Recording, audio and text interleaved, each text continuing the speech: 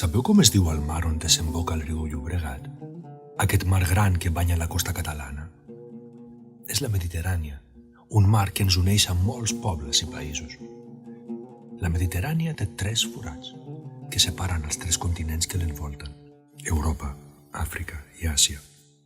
El primer és l'estret de Gibraltar, que comunica l'oceà Atlàntic amb el Mediterrani. Només 14 quilòmetres separen Europa i Àfrica. El segon és el canal de Suez. Comunica la Mediterrània amb el Mar Roig i l'oceà Índic. El tercer és l'estret de Bòsfor. Enmig d'Europa i Àsia, connecta el mar Mediterrani amb el Mar Negre, passant pel costat d'Istanbul.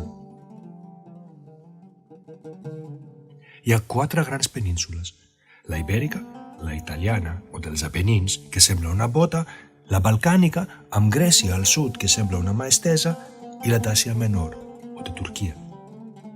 A la Mediterrània també trobem les illes grans de Sicília, Sardenya, Còrsega, Creta, Mallorca i Gerba.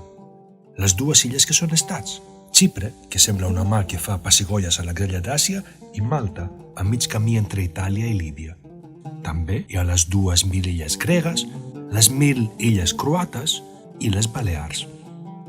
Les terres banyades per la Mediterrània no estan només connectades per la geografia, estan connectades per les històries dels seus pobles. Aquí, el riu més gran de la Mediterrània, el Nil, és on forma un gran delta a la seva desembocadura. És just on va néixer la civilització egípcia. L'antic Egipte encara ens impressiona amb les seves grans piràmides, algunes construïdes fa més de 30 segles. Aquesta civilització va ensenyar a la gent mediterrània a fer càlculs de geometria i matemàtiques, com conrear i regar les terres fèrtils i com escriure amb imatges. Una mica més amunt, a Àsia Menor va néixer una altra civilització, la fenícia. Els fenicis van idear el primer alfabet on a cada so se li assignava un símbol, com el que encara fem servir nosaltres.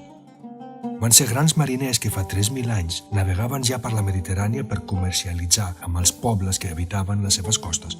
Van establir colònies a les costes d'Egipte, de Líbia, de Tunísia, a la península Ibèrica, a Còrsega i a Sicília, i tothom va aprendre d'ells. A les costes del mar Egeu és on vivia el poble grec. Els grecs també van ser viatgers i comerciants i també va fundar colònies a les costes mediterrànies com Marsella, Empúries i Siracusa. La civilització grega va tenir una gran influència sobre els seus veïns. Paraules com filosofia, teatre, democràcia, geometria, política i moltes altres van arribar a tot arreu i encara segueixen per aquí. On millor es va conservar la ciència i la literatura grega va ser a la Biblioteca d'Alexandria, creada a Egipte fa 2.000 anys. A la península dels Apenins, una mica més a l'oest, va sorgir la civilització romana. Els romans van transformar les lletres fenícies, van dominar a tota la Mediterrània i van portar la seva llengua i la seva cultura fins a l'últim racó del que van anomenar Mare Nostrum.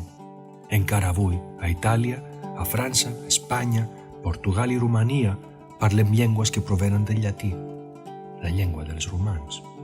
Els pobles mediterranis estem tots connectats per la història, la cultura i les paraules. Però també estem connectats per les religions. Quan els romans van ocupar Palestina, van provocar l'exili del poble jueu.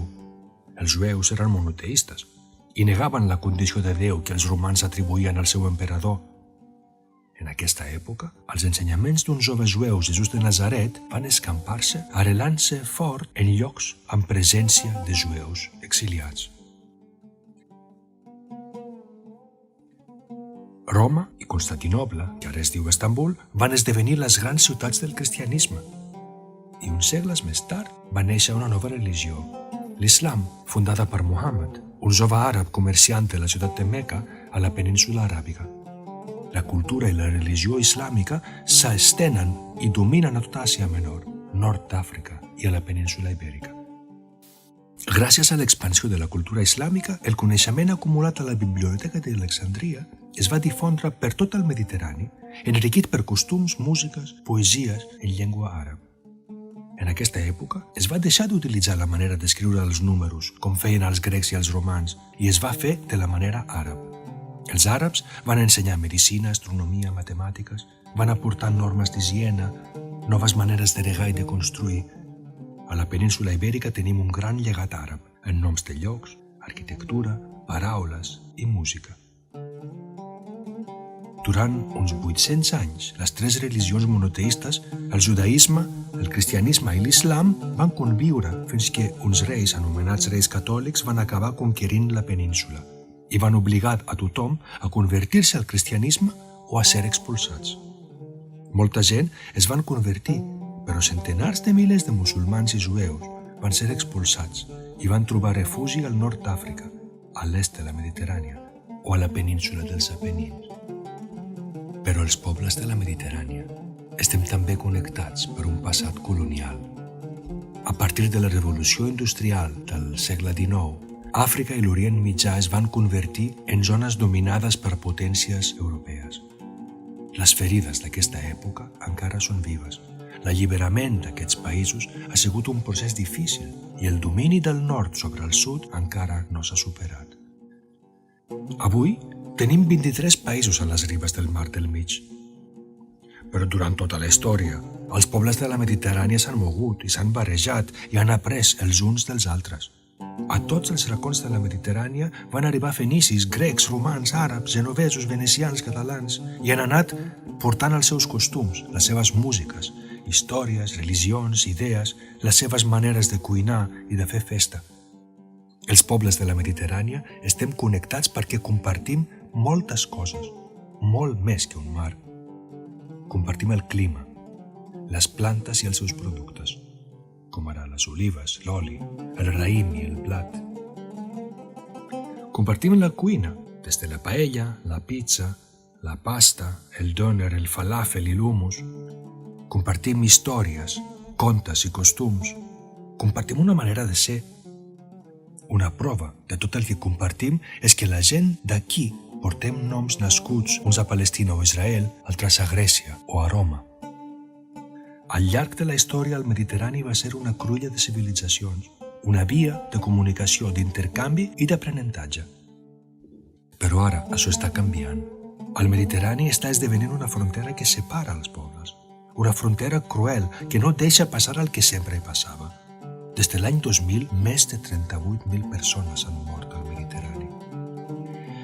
Persones que intentaven arribar a les costes europees fugint de guerres, de pobresa, de la falta de llibertat.